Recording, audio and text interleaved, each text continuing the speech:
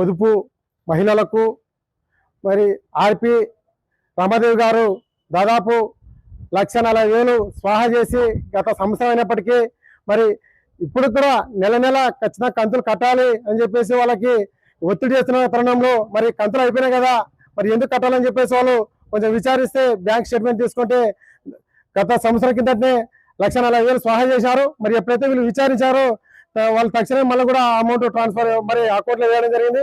ఇట్లా ఎన్నో ఏళ్ల నుంచి కూడా ఈయన ఆర్పి రమాదేవి గారు అవినీతికి పాల్పడుతున్నారు. అదేవిధంగా మహిళలను ఈ ఆసరా పథకాలు కావచ్చు, లేకపోతే వివిధ సంక్షేమ పథకాలు ఏవైతే వస్తుంటాయో డ్వాక్రా సంఘాల ద్వారా మరి వాటిని కూడా ఒక్కొక్కరి నుంచి 10,000 రూపాయలు వసూలు చేసింది.